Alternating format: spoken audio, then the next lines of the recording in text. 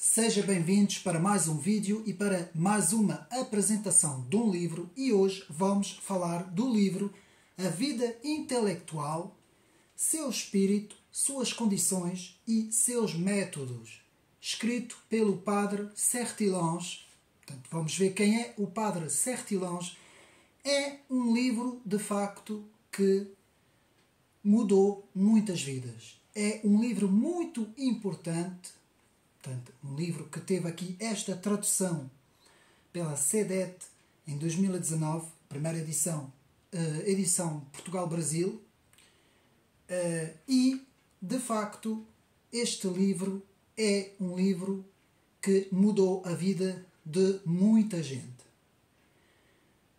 A sua tradução de Robert Mallet e o prefácio é de Olavo de Carvalho, professor que já faleceu, Olavo de Carvalho, considerado um dos maiores intelectuais do Brasil, principalmente no campo conservador, e dito pelas próprias palavras do professor Olavo de Carvalho, este livro é um livro que muda vidas. Inclusive o próprio professor falou do impacto que a vida intelectual de Sertillanges teve na vida do professor. Quem foi Sertillanges? Antonin Gilbert Sertillanges, que é francês, que nasce em 1863 e morre em 1948, foi um filósofo e teólogo francês conhecido pelos seus estudos sobre Tomás de Aquino, São Tomás de Aquino. Seus escritos também abrangeram várias áreas e várias personagens importantes dentro do estudo da história e da teologia e até da literatura. Sertillanges também estudou Henri Bergson, principalmente no chamado espiritualismo francês, e exerceu grande influência sobre Étienne Gilson e Jacques Maritain. Portanto, mais uma vez vemos aqui a importância da França no pensamento, na história das ideias, na história do pensamento e também no que diz respeito ao próprio conhecimento, como obter conhecimento, que é o que trata este livro. Este livro, que tem o título A Vida Intelectual, Seu Espírito, Suas Condições, Seus Métodos, é um livro, principalmente um livro de conduta. Como conduzir nossa vida. Muitas vezes as pessoas, ao verem esse título, pensam, bom, é um livro que vai falar sobre os grandes intelectuais, sobre como ser um intelectual, uma mente brilhante, uma mente destacada, um erudito. Não, não é bem isso, meus amigos. Este livro, justamente, vai focar a sua atenção no caráter, na personalidade, no caráter, no saber conduzir a sua vida. E Sertillanges fala de conduzir a sua vida pelo estudo do espírito.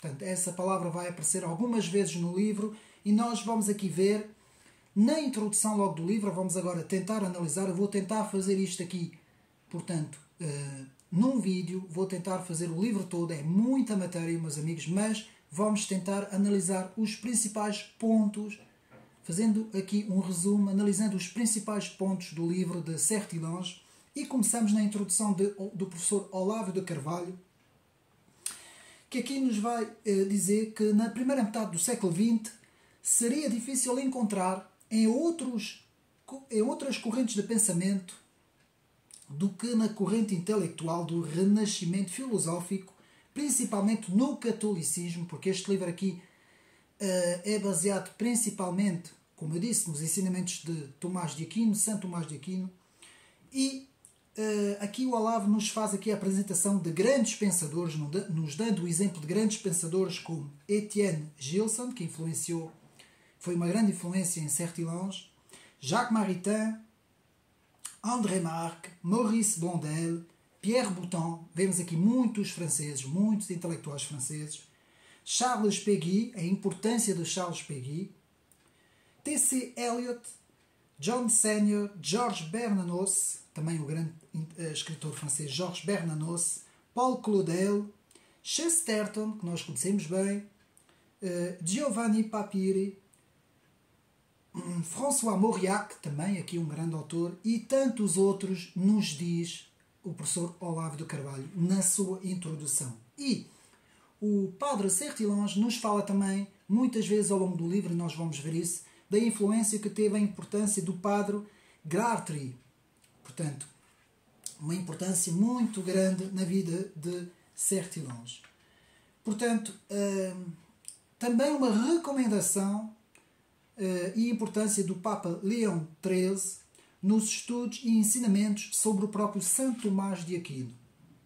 Com esta influência, o padre Sertillanges fundou em 1893 a revista Thomiste, portanto, a revista Thomiste, La Revue, para difundir os ensinamentos do mestre Saint Thomas de Aquin, em francês. Não é? Tornou-se também famoso em 1917 com o livro La Vie Héroïque, A Vida Heroica. Editou ainda uma vasta produção literária dedicada aos ensinamentos profundos de Saint Tomás de Aquino, como Saint Thomas d'Aquin et le christianisme et les philosophies, 1939-1941, que é, portanto, Tomás de Aquino, o cristianismo e as filosofias, que são uns valiosos estudos sobre todo este panorama filosófico, também principalmente baseado em São Tomás de Aquino. Também escreveu outros estudos como Blaise Pascal, Henri Bergson, Claude Bernard e uma pequena obra-prima que é esta que vamos ver, que segundo se diz é uma pequena mas grande obra, La Vie Intellectuelle, que é um livro que marcou muita gente, meus amigos. Eu estudei o livro, li o livro, tirei apontamentos. Eu recebi o livro agora recentemente, portanto, não o tinha lido, e eu vou mostrar aqui o livro para os meus amigos e devo de dizer que este livro é imprescindível, é fundamental, é incontornável, é um livro que deve fazer parte de qualquer biblioteca e é um livro que também, como eu já mostrei no vídeo anterior, daquele pequeno vídeo dos 5 livros que mudaram a minha vida, este livro, também ele, em tão pouco tempo, fez-me ver, de facto, que tudo o que está aqui escrito é mesmo o caminho certo. O caminho do estudo pelo Espírito, o caminho da inspiração de Deus para a vida do estudioso.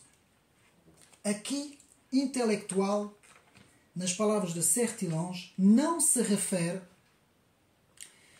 àqueles eruditos intelectuais como nós, que vêm da tradição francesa, não é? das lojas e dos grandes salões em que se reuniam os grandes intelectuais, os grandes filósofos, nem sequer tem a ver com os grandes filósofos da Grécia Antiga, que também muitas vezes ao ar livre faziam grandes discussões sobre vários temas. Não, aqui nós estamos a falar do estudioso.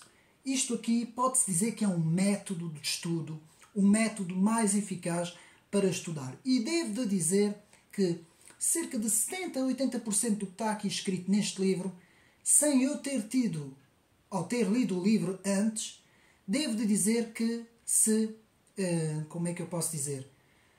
encaixa perfeitamente em todos os meus métodos ao longo de todo esse tempo de vida, ao longo de todo esse tempo que eu estudei, não é? Que eu adquiri conhecimento, e então eu posso dizer que é exatamente a maior parte desses métodos que eu muitas vezes, digamos assim, inconscientemente adoptava no meu percurso intelectual.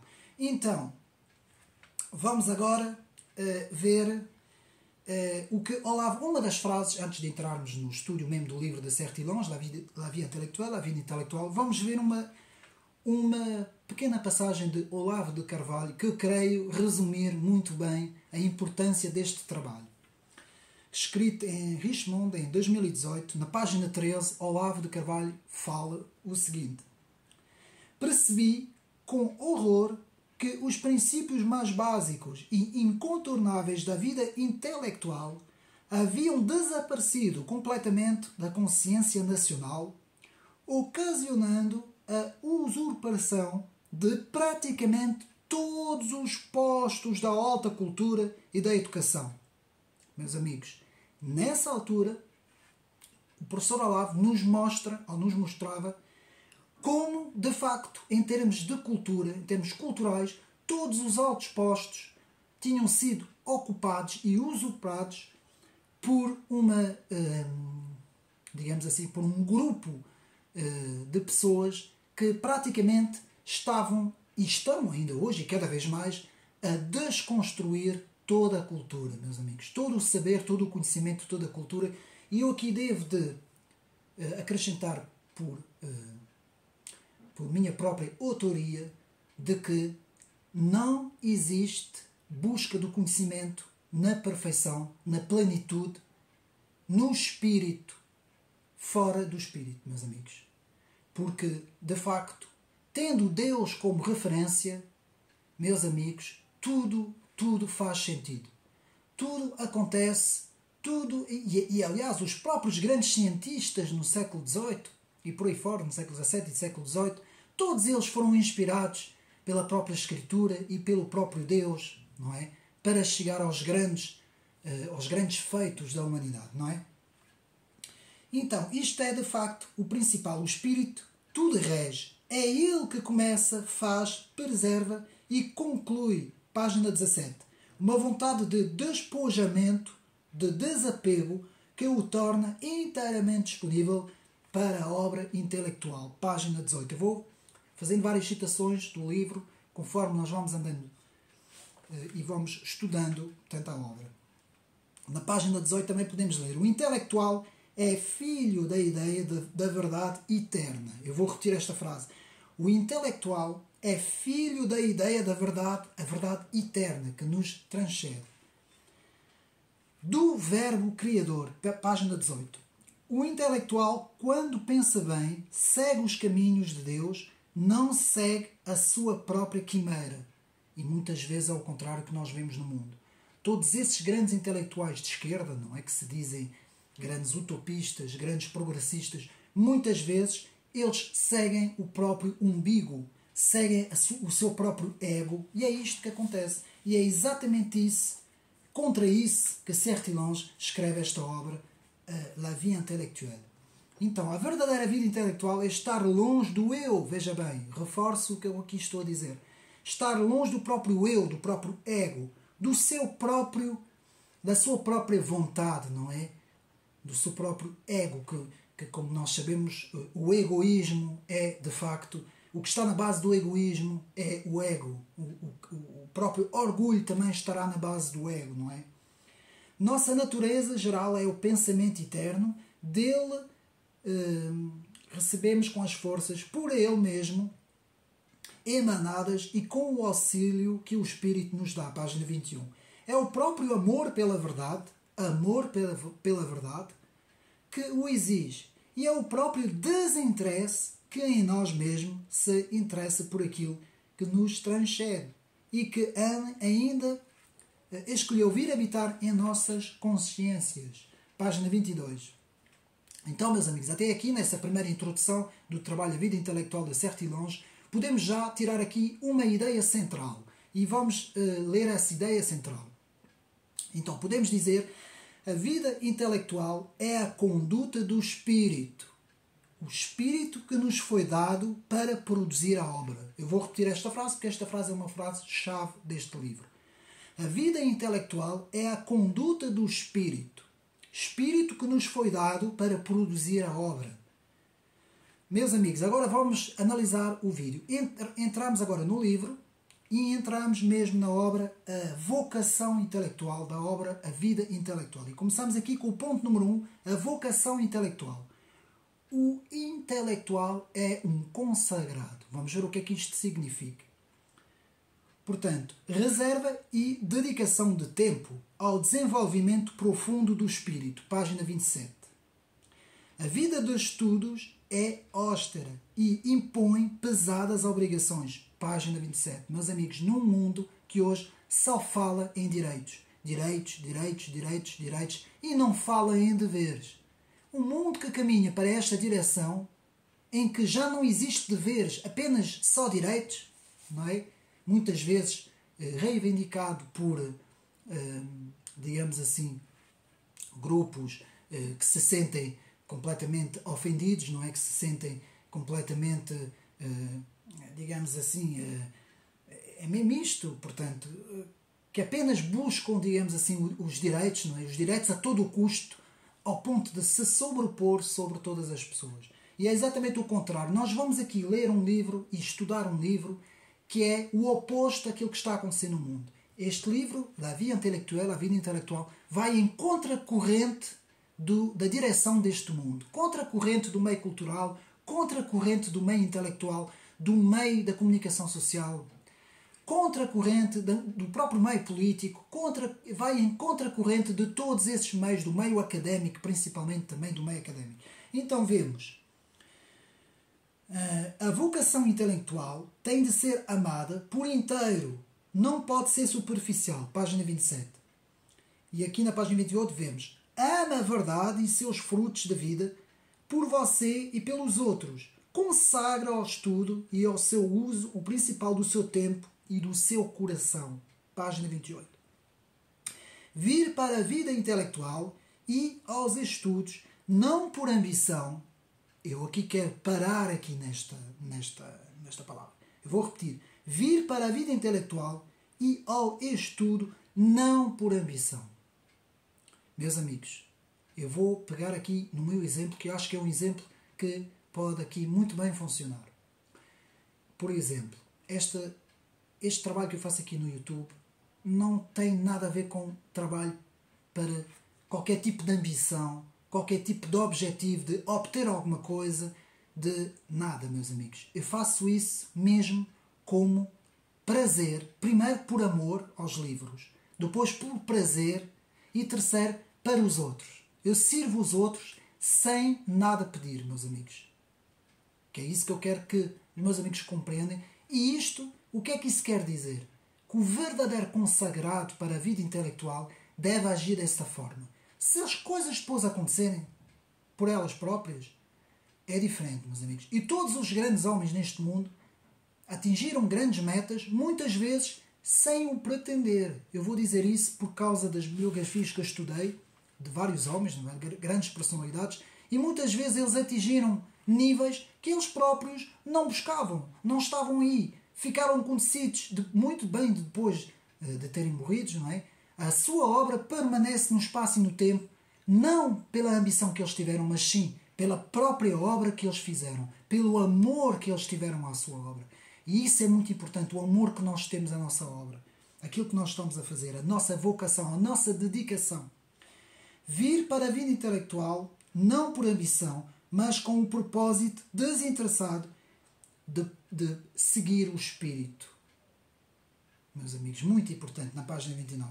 A vida intelectual requer muito trabalho e esforço. Atenção, requer muito trabalho e esforço. Página 29.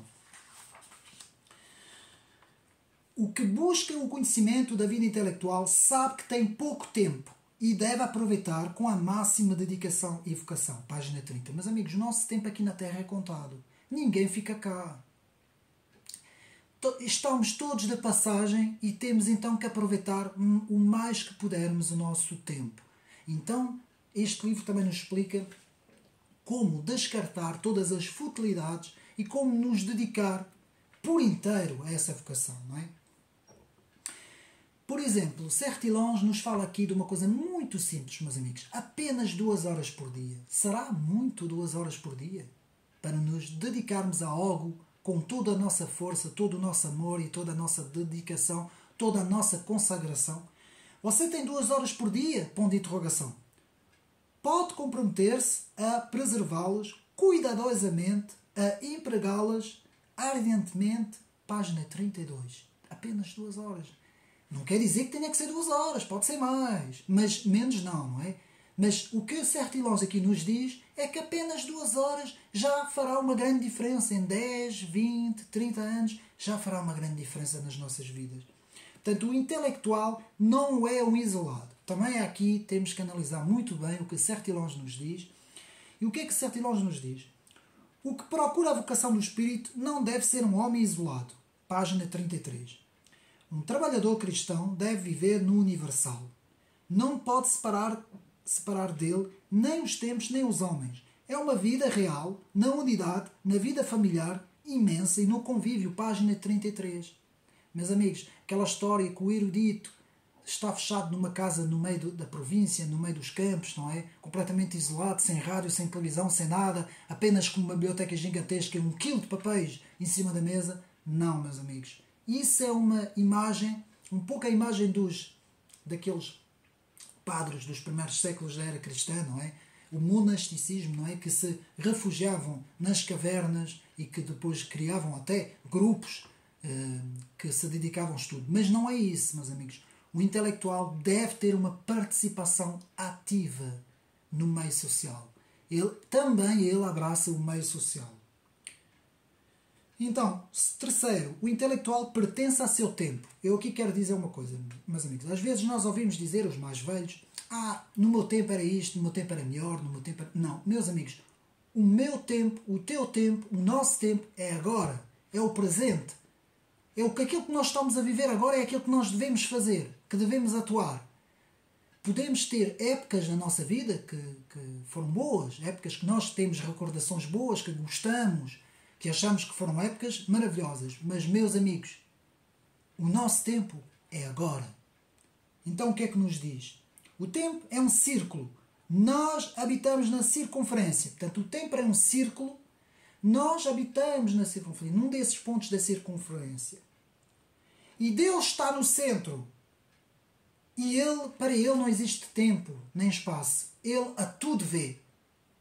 Aqui nesta circunferência vemos toda a história do tempo. Desde as eras do passado até as eras do futuro. Deus está no centro. Deus já viu o futuro, já viu o passado, porque para Ele é um círculo. Ele está fora do tempo.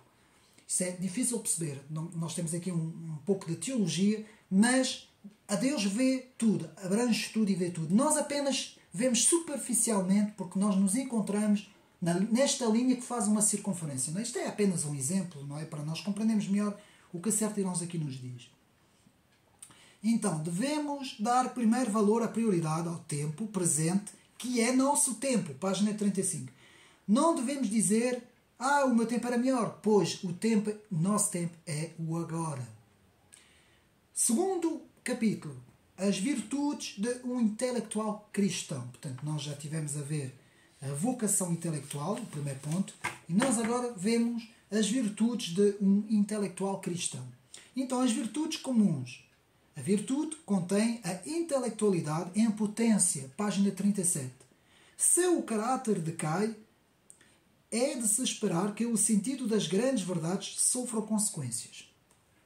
Meus amigos, se há um abaixamento dos padrões morais, como é aqui dito, se o caráter decai, digamos assim, o que é que acontece? Há, portanto, uma consequência sobre todas as grandes verdades da própria civilização, meus amigos. E isto, o padre Sertilonge já nos tinha aqui dito na página 38. Então, um pequeno erro no início pode se tornar grande no fim. Vou repetir esta frase muito importante que está na página 38. Um pequeno erro no início pode se tornar um grande erro no fim. Meus amigos, na matemática, vou dar aqui um exemplo muito simples, que uma criança de 5 anos vai entender. Se nós começarmos a contar a partir do 1, e se chegarmos ao número 9 e passarmos para o número 11, toda a nossa contagem, toda a nossa aritmética vai cair por terra. E sem ela não podemos avançar mais, não podemos construir mais nenhuma matemática. Nenhuma matemática é possível se não se começa do zero. Porque é assim que ela foi formulada. O zero que vai dar depois as décimas, não é? Quando nós chegamos ao número 10, o 1 e o 0. Portanto, tudo tem que começar no seu início correto. Então, um pequeno erro no início pode se tornar um grande erro no fim. Página 38. Depois, página 38 também. diz-me o que amas e eu te direi o que és. É uma frase muito conhecida. O amor é o começo de tudo em nós. Diz-me o que amas e eu te direi o que és. O amor é o começo de tudo em nós.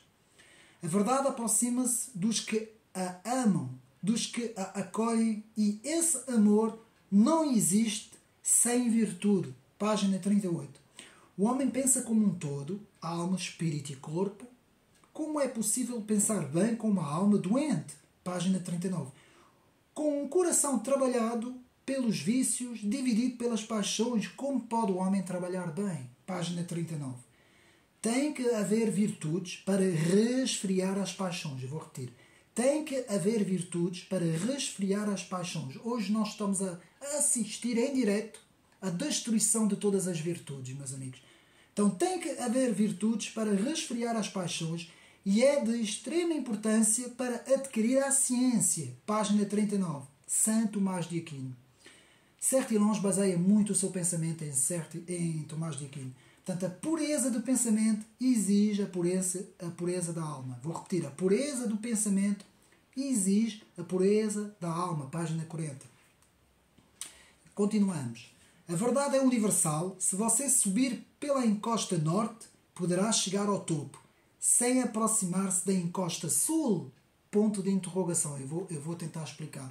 Nós temos uma pirâmide, não é? Uma montanha ou um monte em forma de pirâmide. Se nós subirmos pela encosta direita, por exemplo, a encosta norte, será que também não vamos nos encontrar com aquele que sobe a encosta do sul, não é? Nos diz aqui Sertilhões. Então todas as verdades vão dar ao ciúme, vão dar ao pico, não é? Então podemos dizer, guardar a pureza da consciência, imitar a conduta dos homens bons, dos santos e do próprio Senhor Jesus Cristo. Página 41. Meus amigos, não existe nenhum ser humano na face da Terra que se tenta ter como seu modelo de vida, como a sua imitação, o próprio Senhor Cristo, que não seja um homem que produza frutos. Isso não existe. Ele produz muitos frutos. Ele, de facto, consegue ter uma vida, digamos assim, de plenitude. Porque o seu modelo não é o seu eu, não é ele próprio, é o próprio Cristo. Não é? Este é um segredo, é uma chave para se conseguir ter uma vida plena. Uma vida no espírito, uma vida plena. Então, a virtude da alma vem com um valor do aperfeiçoamento moral, do desapego de si mesmo, da humildade, da simplicidade, da disciplina dos sentidos e da imaginação, do empenho em alcançar os grandes fins. Página 42. Tudo isso espontaneamente, pelo espírito, meus amigos. Segundo ponto, a virtude própria do intelectual. Portanto, a virtude própria do homem de estudos é, evidentemente, a estudiosidade. A estudiosidade, página 42, é justamente o amor ao estudo. O amor à dedicação e à consagração ao estudo. Então, dos vícios se opõe ao estudioso. Há aqui dois vícios que se opõem ao estudioso. A negligência e a curiosidade vã. Página 42. Então temos a negligência, negligenciar por completo as coisas, e a curiosidade vã, aquela que não interessa, a fútil, a curiosidade fútil. Página 42. Então, os deveres do homem estão à frente da busca do conhecimento e do estudo. Vou repetir. Os deveres do homem estão à frente da busca do conhecimento e do estudo. Sem eles, o homem verdadeiro não é homem verdadeiro. Página 43. Desperdiçar suas faculdades em conhecimentos ilusórios, conhecimentos vãos, ou curiosidades vãs, desperdiçam sua vocação intelectual. Página 43. Numa construção não se começa por cima, mas pelas bases, e que estas bases estejam firmes. Sem isso, tudo poderá ruir no conhecimento e na busca de uma vida pelo Espírito. Página 44. Meus amigos, aqui é uma parte. Eu já li todo o tipo de livro que os meus amigos possam imaginar. E não encontro nada, mas nada, com tanta sabedoria como o livro de Provérbios, por exemplo. O livro da Bíblia, o livro de Provérbios, é um autêntico manual, digamos assim, de viver. De viver na plenitude, meus amigos. E de facto, se a nossa base for uma base sólida, quando vier a tempestade, a nossa base não vai ruir. O nosso castelo, a nossa casa vai ficar firme, vai resistir à tempestade. Mas se toda a nossa base está construída pelo cimo, não é? Está mal construído, tudo vai ruir, tudo vai cair, meus amigos. E é exatamente isso que certos irmãos nos falam numa vida intelectual, na busca de uma vida pelo Espírito, não é? Portanto, questões para começar uma vida intelectual do Espírito. A busca do Espírito nos diz 3 questões. Quem é você? Ponto de interrogação. Onde está? Ponto de interrogação. Que alicerces intelectuais já possui? Ponto de interrogação. Muito importante essas 3 perguntas, meus amigos, que eu vou repetir. Quem é você? Onde está? E que alicerces intelectuais já possui? As 3 grandes primeiras perguntas básicas. Dou-me licença, mas tem que ser. Então, podemos dizer que o sábio começa pelo começo e só dá um novo passo depois de assegurar muito bem o anterior. Página 44. É assim, aliás, no próprio estudo, não é? Quando nós estamos, por exemplo, até na escola, sempre foi assim. Nós só damos um passo, o próximo passo, sempre que nós acabamos de consolidar o nosso passo anterior. Quem tenta subir demais, ao rebaixar-se, perde-se, caminha para frente,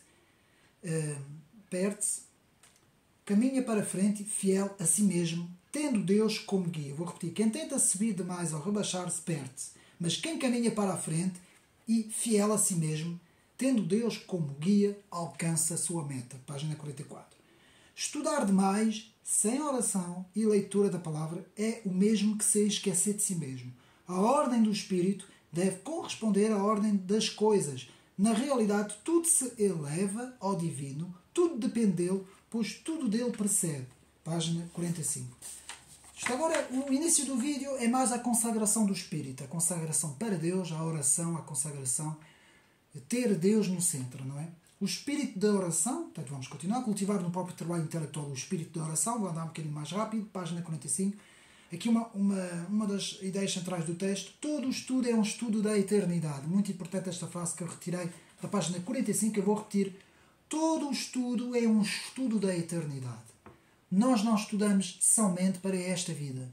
Fica para a nossa essência, não é? Quando nós, portanto, para todos os que creem, quando nós morarmos no céu, mas também fica na essência da recordação dos grandes homens do passado e da obra que esses grandes homens fizeram na Terra. Portanto, há até essas 2 perspectivas muito interessantes. Portanto, toda a verdade autêntica é por si mesma eterna e a sua eternidade orienta-se à eternidade de que ela é uma revelação. Página 47. Depois, a disciplina do corpo. Ponto 4. O Espírito só se comunica com os homens através do corpo. Página 49. Assim também o Espírito de cada um de nós só se comunica com verdades e consigo mesmo através do corpo. A importância do corpo. Também aqueles que desprezam completamente o corpo e que acham que é só a parte espiritual, também esses erram, não é? Página 49. A debilidade do corpo impede a busca do conhecimento pelo Espírito. Mas, meus amigos, muito importante, a debilidade do corpo impede a busca do conhecimento pelo Espírito. Então a saúde é um ponto-chave aqui neste livro. Página 50. A alma sã em corpo são é sempre o ideal. Página 50. Uma boa higiene, uma virtude quase intelectual. Respirar ao ar livre é bom para o estudo e a saúde. Página 50 e 51. A prática da caminhada ao ar livre é ouro sobre azul para uma vida intelectual. Muita caminhada. Exercício físico. Página 51. Quem não encontrar tempo para fazer exercício terá de encontrar tempo para ficar doente. Eu vou repetir. Quem não encontrar tempo para fazer exercício físico terá de encontrar tempo para ficar doente. E é verdade, página 51. Predominância do repouso, do ar livre, dos exercícios junto da natureza. Meus amigos, na Grécia Antiga, os grandes filósofos caminhavam nas alamedas ao ar livre durante muito tempo, com os seus alunos, caminhando com leituras e com, digamos assim, grandes reflexões, não é? E isso era, diziam eles mesmo, para adquirir saúde também, não é? Respirar. Cuidar da alimentação, muito importante. Aqui eu aconselho os vídeos do professor Leir Ribeiro, vídeos excelentes sobre a alimentação, mas há muito mais coisas sobre isso. Dormir de forma equilibrada, não muito nem pouco. Não pode ser muito, demasiado, também não pode ser pouco. Haver aqui um equilíbrio. A saúde é um dos pontos mais importantes para uma vida da busca do conhecimento pelo espírito. 52. Para a página 52. Cuidado com os vícios e os prazeres, que são muitas vezes inimigos da vida intelectual. Gulosos, preguiçosos, dos que abusam do vinho, do tabaco, dos vícios, das drogas, de todos os vícios, têm fortes probabilidades de não conseguir caminhar na busca do conhecimento, na busca de uma vida intelectual, na busca do espírito. Página 54. Terceiro capítulo. Organização da vida. Simplificar. Ponto número 1. Meus amigos. Organizar a própria vida. Página 55. Simplifique é a palavra certa. Muita paz, um pouco de beleza, certa comodidades que economizam tempo, é tudo o que se precisa. Reduza as futilidades da sua vida. Seja você mesmo, obedeça às suas convicções e a Deus. Não a rituais. Para quem é crente, não seja religioso. Não siga rituais que não têm significado nenhum, apenas são rituais automatizados, digamos assim, e que são muitas vezes até barreiras para chegar ao espírito, não é? As convicções do intelectual devem referir ao seu objetivo. Página 56. Uma vocação é uma concentração. Vou repetir. Uma vocação é uma concentração. Página 56. Que não se dispersa em futilidades e que é consagrada. Página 56. Portanto, a esposa do estudioso deve ser uma auxiliadora e um motivo de continuação, não é? Deve ser uma motivação, digamos assim. Portanto, a importância da esposa, que não é necessariamente obrigada a seguir também a vida intelectual, não é a esposa, mas ela deve ser uma auxiliadora. Se nós tivermos uma esposa, alguém que esteja ao nosso lado, que é contra os nossos estudos, que se opõe àquilo que fazemos, que não tem a mesma visão, meus amigos, não vai dar certo. Digo-vos, meus amigos, que não vai. Portanto, como eu disse, não tem que ser uma esposa erudita, mas sim uma auxiliadora. Página 57. Segundo ponto, guardar a solidão. Aqui também há uma certa importância. Ainda há bocado vimos que aquele que segue a vida intelectual não deve se isolar, mas aqui nós vemos, portanto, que também às vezes tem que haver tempo para estarmos sozinhos. E é isso que Sertillanges nos diz. Organização interior e exterior da solidão, página 58. Amável com os outros, não se preocupar com o que os outros dizem. Atenção a esta frase. Não se preocupar com o que os outros dizem. Hoje isso é muito importante, meus amigos. Para quem faz vídeos, para quem tem uma certa opinião sobre as coisas, muitas vezes somos sempre criticados. E nós, muitas vezes, não sabemos lidar com as críticas. Eu falo por mim. Muitas vezes somos criticados e não ficamos... Não gostamos de ser criticados, não é? Ninguém gosta, mas nós temos que aprender a viver com a crítica. Meus amigos, nós não sabemos tudo. Muitas vezes há críticas boas, há pessoas que nos dizem coisas para o nosso bem e muitas vezes nós ficamos... Não, o nosso orgulho não nos deixa ver as coisas, não é? Portanto, não dar excesso de confiança, evitar os caminhos inúteis de pensamento vão, falar pouco e ouvir mais. Eu vou repetir a última frase, página 59. Falar pouco e ouvir mais. O retiro é o laboratório do espírito, muitas vezes. Tem que haver também um pouco de retiro. Fazer um retiro, muitas vezes, faz bem à alma. Aliás, existem mesmo os retiros por causa disso, não é? Os grandes pensamentos vêm longe do barulho e das preocupações fúteis, página 60. O que é valioso deve erguer uma barreira com o que separa de tudo o que não tem valor, página 60. E aqui uma parte importante, no estudo, a solidão permite estar em contacto connosco próprio. Não devemos ser o papagaio de algumas fórmulas aprendidas, mas devemos ser original, que fala numa mesma língua única, página 61. Meus amigos, não serve de nada repetir as fórmulas dos outros. Bom, aqui eu no canal, como eu apresento livros, muitas vezes sou obrigado a dar, digamos assim, sou, a maior parte das vezes, tenho que apresentar o pensamento do autor. Mas muitas vezes também faço críticas a esses autores que eu apresento. há coisas que eu não entendo não ser assim, não é? No caso do Sertilões, quase que não tenho nada a apontar, apesar de talvez faltar aqui um pouco mais sobre a base do estudo mesmo em si, da metodologia do estudo, mas este livro também é um livro com 200 páginas, portanto não é um livro extenso, portanto é um livro que prefaz 214 páginas ou 15, portanto não é um livro muito extenso, de facto é um resumo, digamos assim, da vida intelectual. Mas, meus amigos, de facto nós devemos, como eu disse, dar valor a esse momento que nós retiramos para nós mesmos, não é? Portanto, e evitar apenas ser um papagaio de repetição, não é? Que aqui é a expressão que Sertilões aqui utiliza. Portanto, na multidão, perdemos-nos, ignoramos-nos a nós mesmos. Página 62.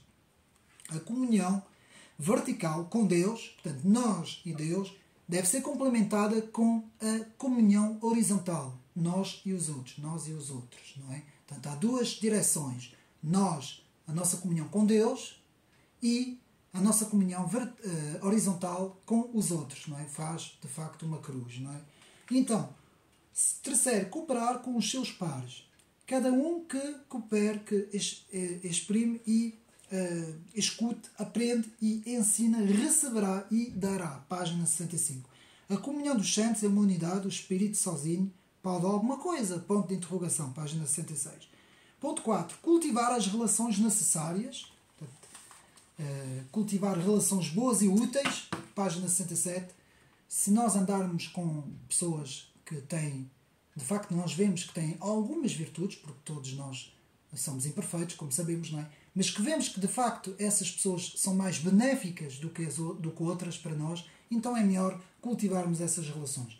Devemos tentar sempre estar em contacto com pessoas superiores a nós, intelectualmente. Eu tento fazer isso, meus amigos. Eu tento, página 68.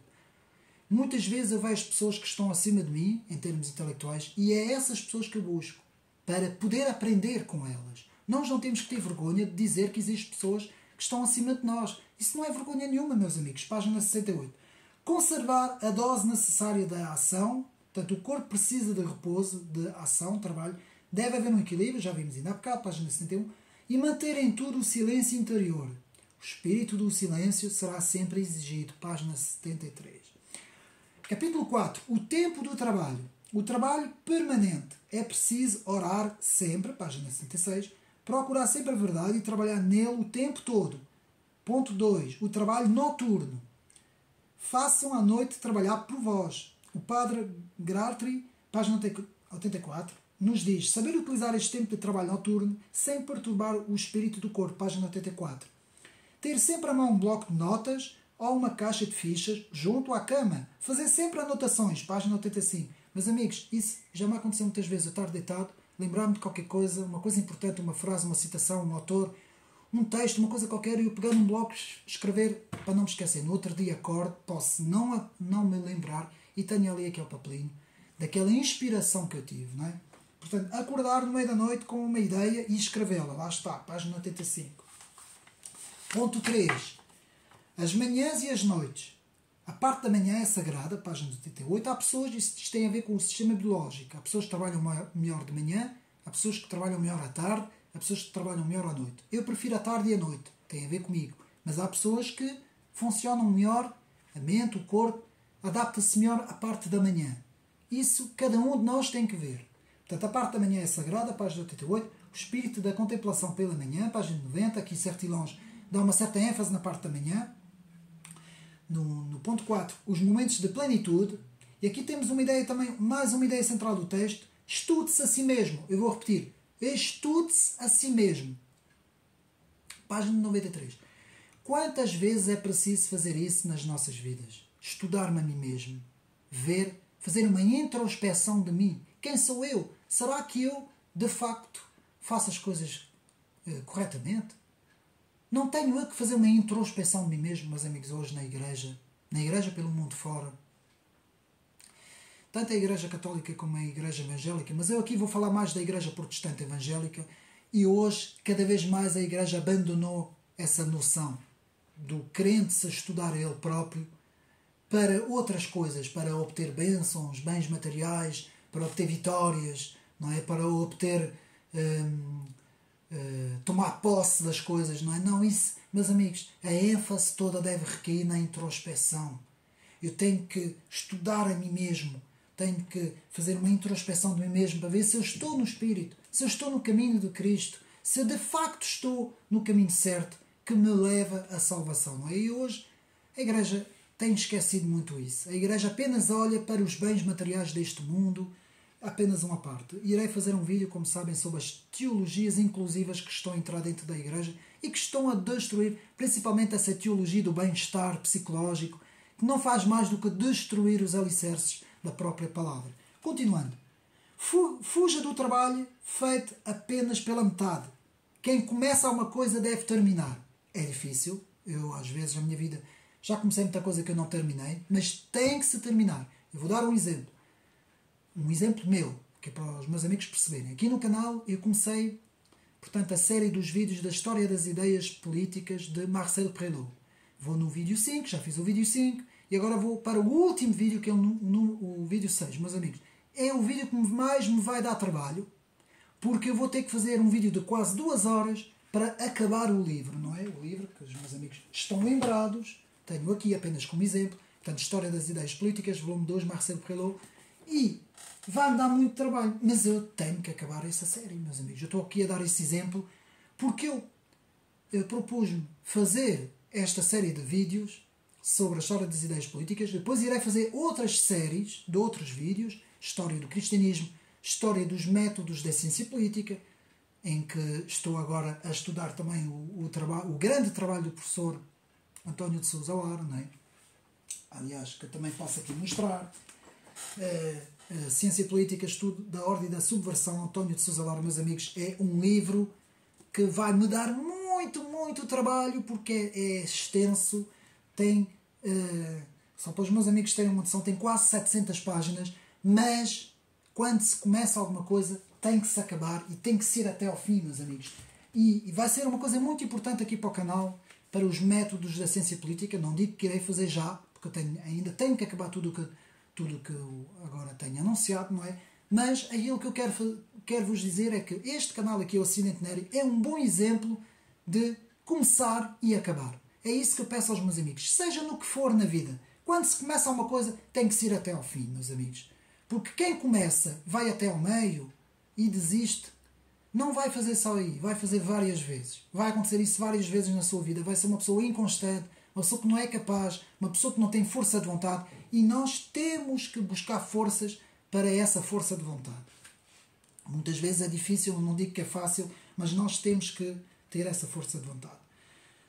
Portanto, o que decide fazer, faça-o até ao fim.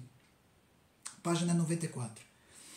Portanto, depois, retirar do campo visual, como um atirador, tudo o que não é o alvo. Reparem bem nesta frase, página 94. Retirar do campo visual, como um atirador, tudo o que não faz parte do alvo. Descartar tudo o que não faz parte do alvo e seguir até o nosso alvo, não é? Agora, capítulo 5, o campo do trabalho. A ciência comparada. Muito interessante aqui, meus amigos.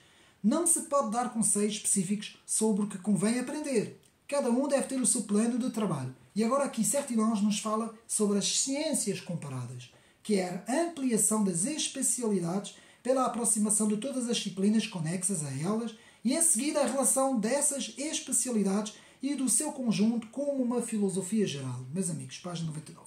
Eu farto aqui de me dizer no canal que é bem verdade a máxima de Aristóteles, uma citação de Aristóteles, que nos dizia que o verdadeiro sábio não é aquele que sabe uma coisa apenas, uma especialidade apenas, uma área apenas. Vou dar um exemplo. Um médico numa especialidade que apenas sabe a medicina, não é? E a sua especialidade, porque ele estudou a vida toda para isso, mas que depois não sabe nada. Não sabe nada de economia, não sabe nada de política, não sabe nada de filosofia, não sabe nada de ciências, de outras ciências, não sabe absolutamente nada de comunicação, não sabe nada de literatura, não sabe... Ou seja, vai se tornar apenas... Ele tem a sabedoria nessa especialidade, mas depois não sabe absolutamente nada. Ora, o que Aristóteles e Certilonge aqui nos dizem, não que... portanto, aquele que busca conhecimento tem que saber todas as áreas da mesma forma, porque isto é impossível, ninguém pode estudar todas as coisas, mas tem que ter, primeiro, antes de começar uma especialidade, e isso é muito importante, ter um mapa intelectual de todas as coisas. O mapa cultural é importante, meus amigos, e Certilonge aqui nos diz que, apesar do próprio Certilonge se opor um bocadinho ao conceito de especialidade, que é isso que hoje o nosso mundo muitas vezes prega, não é? Nós vemos, por exemplo, a Comissão Europeia, a maior parte das vezes as pessoas que lá estão são tecnocratas, são pessoas, justamente são especialistas em áreas que muitas vezes nada sabem das realidades à volta. E depois o que é que acontece? Ficam numa caixa tecnocrata, uma caixa tecnocientífica, e não saem dali, não sabem nada, estão completamente desfasados da realidade e muitas vezes acabam por cometer muitos erros. E isto, os técnicos do liberalismo económico também cometeram muitos erros, olhando apenas para os termos técnicos, em termos de economia, não olhando para a realidade do terreno. Nós temos que ter sempre em mente a realidade, meus amigos. Os fenómenos à nossa volta é a realidade. Eu posso saber muito de uma disciplina, de uma área. Por exemplo, eu posso saber muito sobre a história das ideias políticas e filosóficas. Eu posso saber muito sobre a história do cristianismo. Mas se eu não souber as outras coisas, eu vou cometer muitos erros. Não vou conseguir compreender a realidade à minha volta. Então eu tenho que ter uma noção. Pelo menos saber, em parte, ter aquilo que eu chamo de mapa cultural, não é? E isso o professor Olavo também fala muito bem disso. Ter um mapa cultural antes de começar a especialização. Porque toda a gente tem uma especialização, mas antes de começar, ter um mapa cultural para nos ajudar. Portanto, não se pode somente se dedicar a uma especialidade sem ter em conta as outras ciências e disciplinas. Aristóteles nos diz que mais vale ter uma visão panorâmica e depois sim uma especialidade do que só uma especialidade sem uma visão abrangente de todas as partes. Ou seja, primeiro, antes da parte, ter o todo, saber o todo, escolher a parte, especializar-se na parte, depois interrelacionar essa parte com o todo, não é? Se você quer preparar o caminho para ter um espírito aberto, claro, verdadeiramente rigoroso, desconfie da especialidade. Lá está, Padre Certilonge, aqui tem essa aproximação. Eu não concordo, eu não penso bem assim, não é? É uma das críticas. Penso que a especialidade é importante. Também não devemos desconfiar demasiado da especialidade, não é? Portanto, o estudo da teologia é de suma importância. Aqui Certilonge nos diz que a teologia é a rainha das ciências e companheira do estudo da filosofia. Nós vimos o abandono completo que começa na modernidade e depois na pós-modernidade da teologia. A teologia foi completamente abandonada na modernidade. Ela depois é a filosofia que começa a ser abandonada na pós-modernidade. O objetivo primordial da filosofia, que é a busca do conhecimento, o amor à sabedoria, não. Começou-se apenas a estudar o texto, não é? Digamos assim, a mensagem do texto, a interpretação. Caiu-se no erro da interpretação, apenas a interpretação dos discursos, e que todos os discursos acabam por ter um pretexto, não é? E nós caímos exatamente nesta falácia de várias filosofias, a filosofia da linguagem, a filosofia analítica, as filosofias pós-modernas, e por isso é que hoje o mundo encontra-se desta forma, completamente captivo, digamos assim, destas ideologias de extrema-esquerda, e muitas vezes essas ideologias do politicamente correto que estão completamente imbuídas na nossa comunicação social, não é? E todos os atores da nossa comunicação social. Então, vamos ao ponto 2. O tomismo, quadro ideal do saber. A importância de se estudar Santo Tomás de Aquino, página 108 e 109. A especialidade, aqui temos o Padre Certilonge nos vai falar sobre a especialidade. Devemos sacrificar sempre a extensão, a penetração, pela simples razão de que a extensão não é nada em si mesma e a penetração introduz-nos no centro dos factos. Portanto, fornece-nos a substância de uma investigação. Ou seja, o que é que Certilonge nos quer dizer? Por exemplo, quando nós estudamos algo, nós estudamos uma parte, temos um todo, vou tentar simplificar, temos um todo, estudamos uma parte. Meus amigos, se nós temos o objetivo de estudar essa parte, temos que estudar essa parte de forma inteira, de forma completa, de forma penetrante.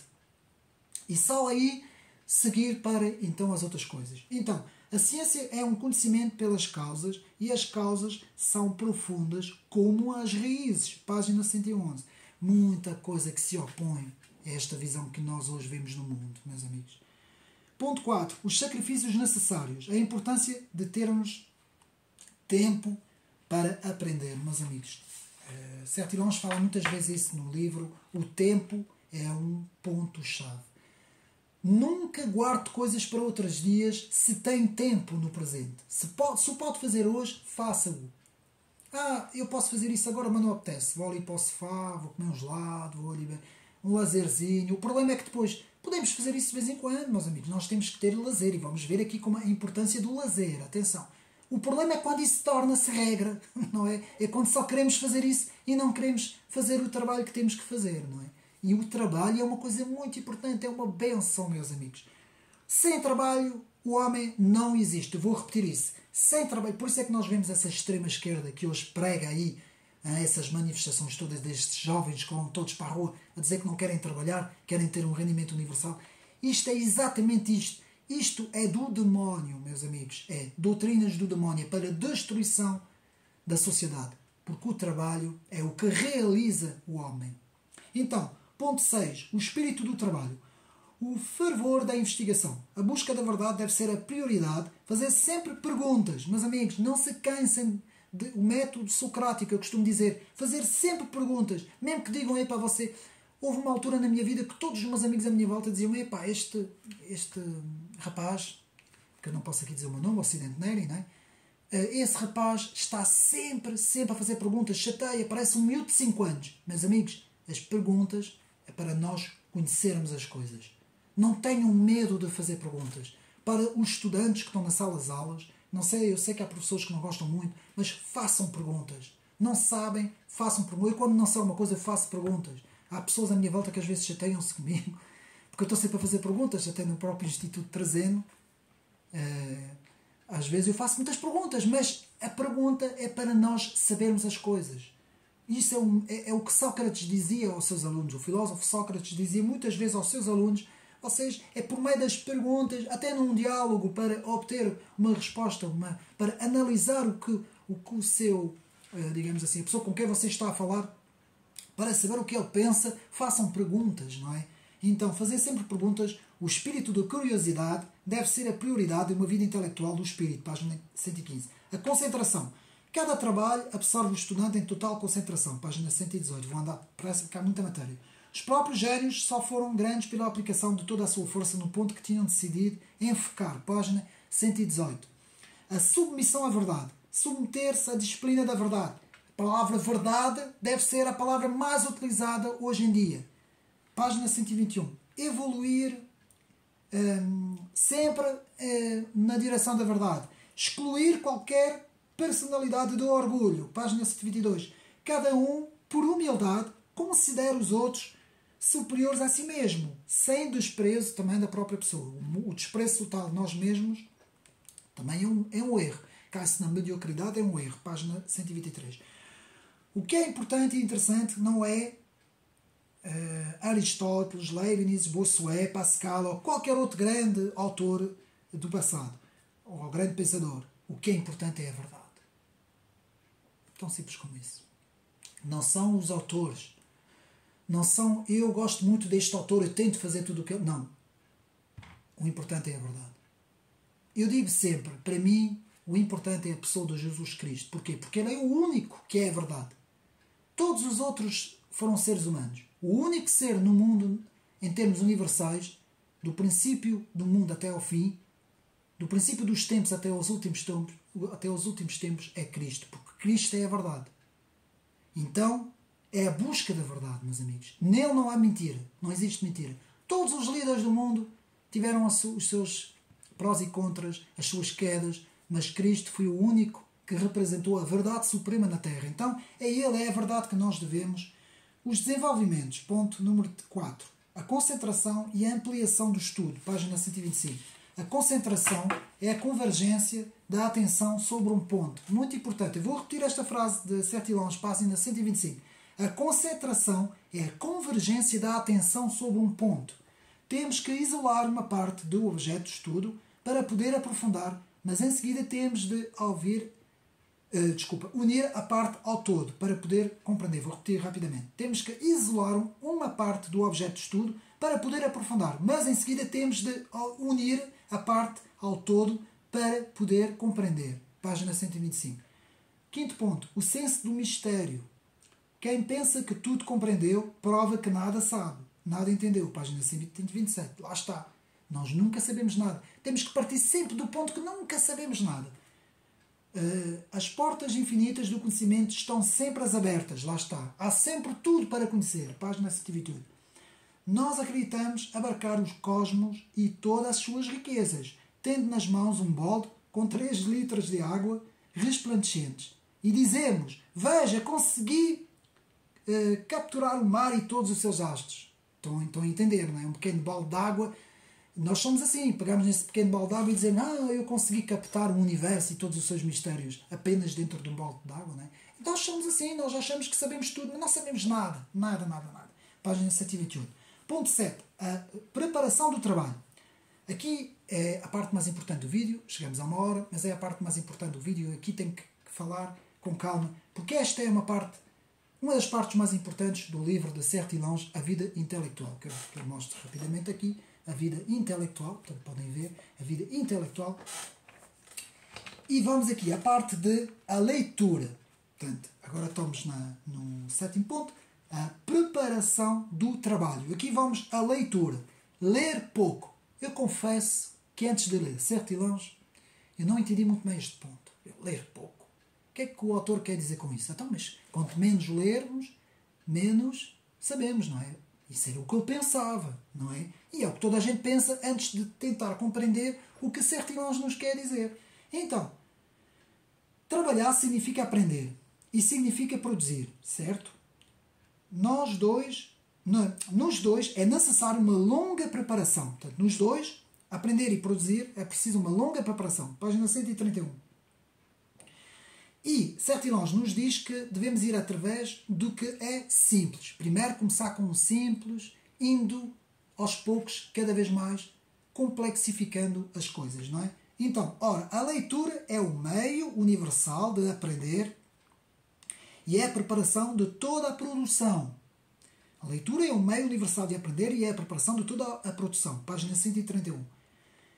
Trabalhamos em colaboração com os outros, do passado, do presente e nunca isoladamente. Isto tem a ver para os nossos amigos da esquerda, não é? Que acham que podem estudar tudo sozinhos, sem nada aprender de tudo o que se passou.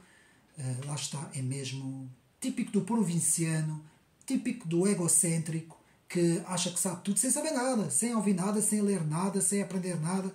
Mas enfim, apenas uma parte. Portanto, saber ler corretamente e utilizar as leituras é para o homem do estudo uma necessidade primordial. Página 131. Primeira regra, leia pouco. Página 131, 132, 133. Vamos ver porque que Sertilhões nos diz isso. De facto, é preciso muita leitura para a vida do espírito. Mas essa primeira regra para Sertilhões quer dizer que, como existe uma vasta produção literária, é preciso uma escolha restrita e inteligente diante do dilúvio de escritos que abarrotam as bibliotecas. Isso era no tempo de Sertilhões. Porque nós agora temos a internet, meus amigos. A internet serve mais para estupidificar do que outra coisa. Porquê? Porque temos a oferta, um dilúvio de oferta tão gigantesca que as pessoas não sabem. Se não se souber o que nós procuramos corretamente, especificamente na internet, a maior parte das pessoas apanham logo as primeiras coisas que aparecem, perdem-se completamente numa futilidade, numa palha, num dilúvio de estupidez, nunca mais se sai dali. Enquanto que aquele que souber especificamente aquilo que procura, numa ideia central, muito bem reduzida, com uma pergunta e uma resposta, depois ela própria, numa frase, muito bem feito, como quando alguém faz uma tese, e com base nessa ideia central, vai fazer uma busca específica daquilo que quer consegue resultados muito melhores e consegue se livrar de uma quantidade gigantesca de palha. E que Sertilhões aqui nos diz, não vale a pena ler 30, 40, 50, 100 livros para fazer um trabalho se forem todos livros fúteis, livros que não interessem. Apenas 2 ou 3 livros, por exemplo, nos podem dar uma ideia central daquilo que nós queremos fazer. E é isso que a Sertilhões nos diz. Ler as coisas, meus amigos, para vocês terem uma ideia, eu entro numa livraria ou numa biblioteca, sou capaz de lá estar um dia inteiro a ver os livros todos. Às vezes chega a estar 5, 6, 7 horas dentro de uma biblioteca. Muitas vezes eu saio lá sem comprar nada. Sem um único livro sequer. Porque eu não vi nada que eu quisesse, que me agradasse, que eu procurasse no meu objetivo específico. Portanto, nós não temos que comprar livros por comprar livros, porque aparecemos, vemos em um título grande de um livro, vou comprar isto, sem saber de qualquer maneira. Não. Nós temos que saber muito bem o que queremos. Então, a paixão de ler tudo pode se tornar improdutivo, na busca da excelência do espírito. Temos de ler inteligentemente e não apaixonadamente. Página 132.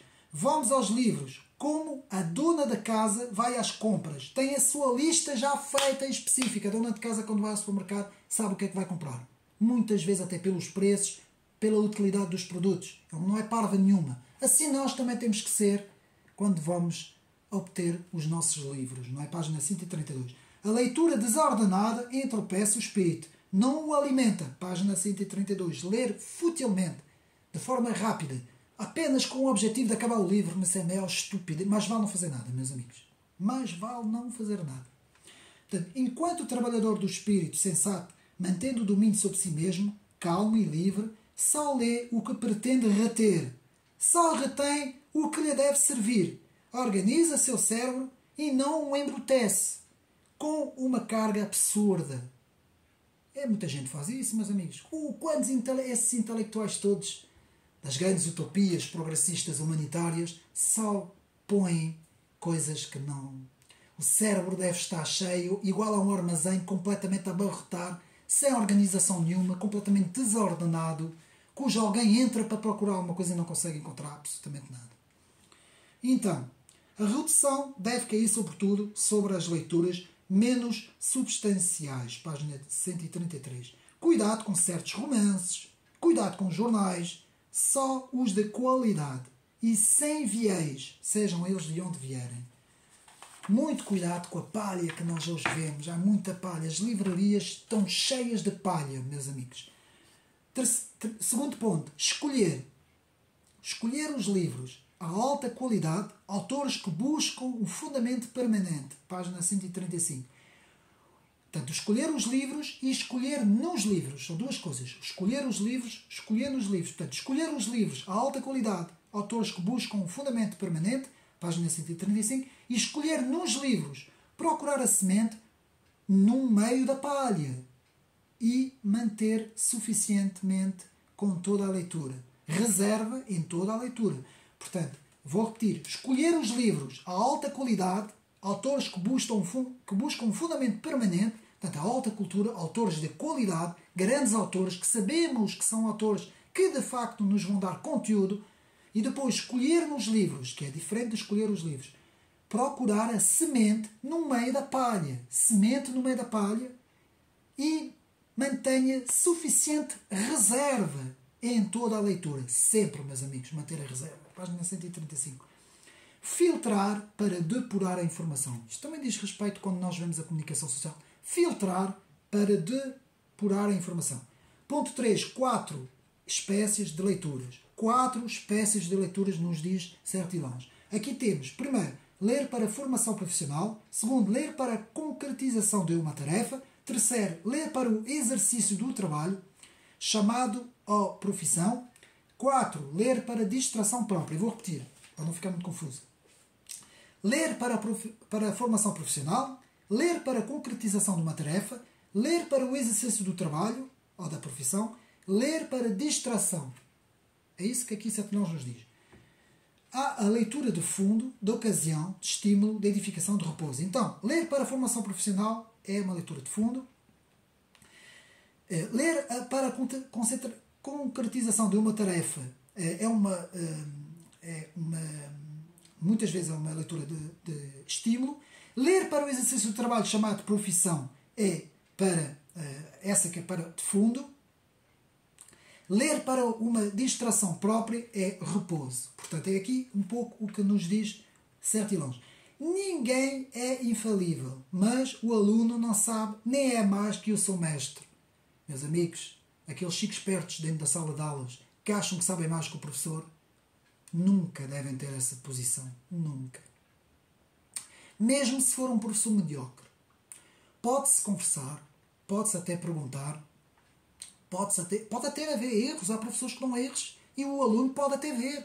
Mas manter sempre o respeito, meus amigos, isso é uma das coisas principais. Não é o aluno acima do mestre, é o mestre acima do aluno. Isto é uma lei universal. Esta lei o próprio Cristo nos disse isso nas Escrituras. Não é? O aluno não é maior que o seu mestre, meus amigos. Então, deve-se escolher 4 autores e conhecê-los a fundo para a cultura geral, 3 ou 4 autores para a especialidade e um número semelhante para cada problema que se coloque. Recorrer a outras fontes para informação, não para formação. Página 137. Daí a bibliografia primária e a bibliografia secundária. Primária, os autores. Secundária, comentários sobre os autores. E livros sobre os autores. Continuar. Consultar da mesma maneira que se estuda é perda de tempo. E estudar com o espírito da consulta é perder o benefício da formação. Página 137. Eu vou explicar isso. Alguém que está a estudar alguma coisa já deve ter... A consulta tem que ser feita primeiro. Consulta e reunião da bibliografia. E depois é que é o estudo. Porque aquele que estuda... Eu estou a estudar uma coisa qualquer, vou buscar qualquer... Estou a perder tempo. Estou a estudar outra coisa, vou buscar outra coisa... Estou a perder tempo. Não. Primeiro tem que reunir as condições. E depois o estudo. Muito bem aqui. A importância de leituras de motivação e estímulo. Já vimos isso. Página 139. Quarto ponto. O contacto com gênios. O contacto com gênios é uma grande oportunidade e bênção. Página 139. Recordar os ilustres é escolher nossos títulos de nobreza. Vou repetir. Recordar os ilustres é escolher nossos títulos de nobreza. Meus amigos, o facto de estar aqui a ler Sertilhões, o facto de estar aqui a estudar Sertilhões, para mim é um título de nobreza. Para mim é um título... Eu estou a aprender com um mestre. Eu sou o aluno, Sertilhões é o mestre. Estão a entender, não estão? Então... Cultivar a admiração dos pensadores ilustres é o consequente convívio com eles, e o consequente convívio com eles é um meio não de se tornar aqueles que você honra, mas aquele que você é. O objetivo, avisar e alcançar. É ser você mesmo. Com base na experiência e, de certa forma, na imitação dos grandes, é nós conseguirmos ser nós mesmos, aprendendo com os outros.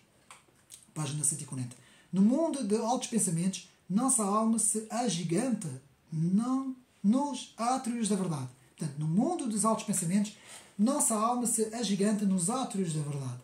Estudar e ler os grandes autores nos fortalece espiritualmente e intelectualmente. Página 141. Ponto 5. Conciliar em vez de opor. Aqui o espírito de Sertilhões que nos diz o que interessa não são os pensamentos, mas as verdades. Não são os combates entre os homens, mas sim a obra e o pensamento que dele permanece e a verdade.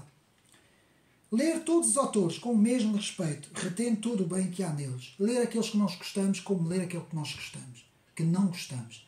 Eu posso ler um livro de um autor conservador, como posso ler um livro de um autor da extrema-esquerda ou desses globalistas completamente tecnocratas, não é? Mas vou ter o mesmo... O meu objetivo aqui é saber o pensamento do autor. E retendo todo o bem que há nele. Porque há sempre alguma coisa de bom para nós retermos das coisas. Muito cuidado com aquele que diz... Eu tenho um amigo meu que há pouco tempo virou-se para mim. Klaus Schwab, alguma vez eu vou ler um livro do Klaus Schwab, A Quarta Revolução. Alguma vez este tipo quer a destruição da humanidade. Não, meus amigos. Não, vocês estão enganados. Leiam o trabalho e depois façam a vossa avaliação.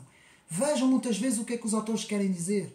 Antes de fazerem juízes sobre os autores, meus amigos. Então, continuando. Olhar para todos os pontos de vista, estudá-los. É isso que eu estou aqui a dizer. Página 145. Olhar para todos os pontos de vista e estudá-los. Senão, acaba caindo-se no sectarismo e na maldicência. Porque é isso que acontece muitas vezes com os extremos. Caem no sectarismo e na maldicência. Página 145. Os grandes homens permitem que nos comuniquemos com as mesmas verdades essenciais. Página 146. Eu vou repetir. Os grandes homens permitem que nos comuniquemos com as mesmas verdades essenciais. Página 146. A sabedoria que está aqui nesta obra, meus amigos. Uma sabedoria, um dos maiores livros e melhores livros que eu já li, meus amigos, digo-vos já. Então, continuando. Apropriar-se é e viver. Apropriar-se e viver. Portanto, apropriar-se e viver. Edificar sua educação e cultura. O trabalho intelectual é vida. Um dos pontos-chave deste livro. O trabalho intelectual é vida. Página 146. E agora vamos aqui a uma citação do livro. Utilizar verdadeiramente uma citação de um grande autor. Portanto, aqui, Sertilhões está a falar das citações. O que é que significa citações? Utilizar verdadeiramente uma citação de um grande autor é inventar e criar também. Se a passagem está incrustada num discurso e nele ocupa um lugar exato, se o próprio discurso tem um bom nível e absorve a sua unidade viva, o escritor é original e, por assim dizer, iguala-se ao mestre.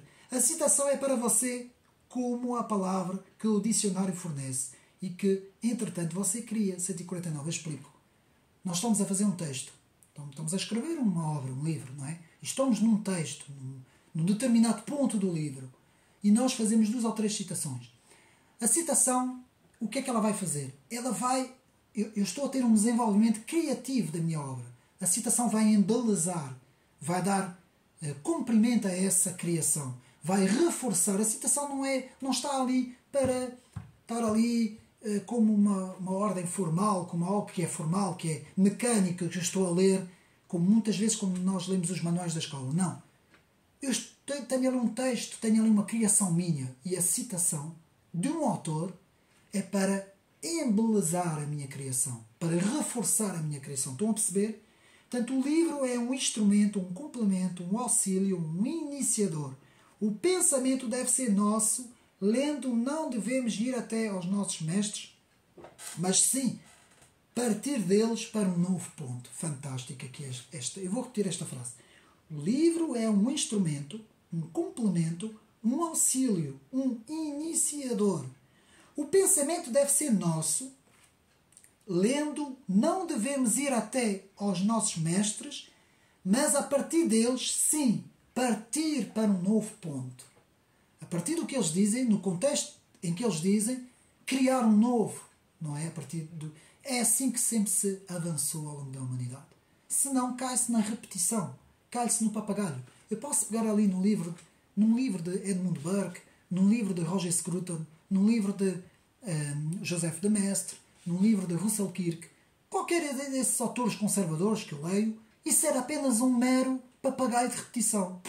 Vou ali, leio o texto que eles escreveram e não. A partir dali, vou pegar naquele texto e vou criar para o nosso contexto. A partir do contexto do autor, transporto para o nosso contexto e vou fazer uma criação de uma nova visão. Estão a ver, meus amigos? Hoje, no século XXI, com a internet, com essa globalização ideológica que nós estamos a ter, com toda essa destruição cultural que nós estamos a ter, vamos pegar nesses textos desses autores e vamos construir. Não é só relembrar o passado, é construir algo de novo com esses autores. É isso que Sertilhões nos diz. A organização da memória, aqui muito importante, ponto 7. A organização da memória, ponto 1, o que se deve reter. Muito cuidado com a memória. Uma memória ampla é forte e um precioso recurso. Página 152. Deve reter-se tudo o que for possível, sob a condição de que seja útil. Senão fica aqui uma grande confusão. Página 152. Grave somente aquilo que pode ajudá-lo a conceber e a executar. Página 152. A memória deve especializar-se como o espírito. Página 153. Consiste em fazer a memória entrar na corrente geral da vida intelectual e em fazê-la participar da sua vocação. Página 153. A memorização de versículos bíblicos, como exemplo, que aqui Sertilhões nos dá, a memorização de versículos bíblicos e salmos é extremamente útil a fim de santificar a memória e consagrar a vocação comum para o esforço para o bem. Por exemplo, um versículo que nos diga para amar o nosso próximo. Eu vou memorizar o número do versículo, o capítulo e o livro. Ao mesmo tempo que eu estou a fazer esse exercício, o meu cérebro está a memorizar que eu tenho que amar o meu próximo. Estou a ter uma utilidade em relação ao meu meio social onde eu vivo. Portanto, reter ao mesmo tempo, o cérebro consegue não reter somente os números, não é? O capítulo, o versículo, o nome do livro, mas também a ação que é ali desenvolvida, não é? A mensagem desse versículo, portanto, a ideia central desse versículo, ou do texto, vai-me ajudar a ter a compreensão do que está ali dito para depois poder pôr em prática a minha volta, não é? No meu meio. Portanto, vamos continuar. Em que ordem reter? Criar uma memória ordenada. Muito importante, criar uma memória ordenada. Página 155. Relacionar tudo ao essencial na memória quanto ao próprio pensamento. Página 155. O primordial e o fundamental é o simples, de onde o complexo sai em escalões e por diferenças sucessivas. É isso que sustenta a memória. Vou repetir que esta é a parte principal sobre a memória. O primordial, o fundamental, o simples, de onde o complexo sai, portanto, o complexo sai do simples, em escalões e por diferenças sucessivas. E é isso que sustenta a memória. Página 155. Depois, conservar as ideias mestras. Muito importante, reter uma ideia mestra. Você vai ouvir um discurso. Por exemplo, eu ontem assisti a uma palestra sobre o conservadorismo e a União Europeia. Então, os dois oradores que estavam, eu vou tentar reter as ideias centrais dos dois oradores. Ao longo de todo o discurso, há sempre uma ideia central. Ao longo dos dois, depois fazendo a junção do evento, no fim, temos uma ideia central de todo aquele evento. Isto é um exemplo. Não podemos fazer isso numa sala de aulas, podemos fazer isso num discurso de um político, num discurso cultural, qualquer coisa, até na própria comunicação social, como nós vemos os nossos ricos comentadores, que é muitas vezes essas ideias centrais não vão ser muito boas, mas podemos fazer esse exercício, não é? Então, como se obtém uma memória ordenada? Ordenar o que se quer reter, aplicar-lhe o espírito, meditar, tomar por ordem a cadeia nas memórias. Vou repetir. Ordenar o que se quer reter, ordenar o que se quer reter, aplicar-lhe o espírito, meditar, tomar por ordem a cadeia nas memórias. Uma sucessão de palavras, nomes, ideias ou elementos sem relação entre si é muitas vezes difícil de guardar. Não se articulam. É assim que nós muitas vezes não retemos a informação. Eu vou repetir o que Septilonge nos diz. Uma sucessão de palavras, nomes, ideias e elementos sem relação umas com as outras, entre si, é muito difícil de guardar, não se articulam. Mas, meus amigos, muitas vezes aqui no YouTube eu vejo muita gente que fazem vídeos, não é? Lives, mas vídeos, que o título diz, eu vou aqui dar um exemplo.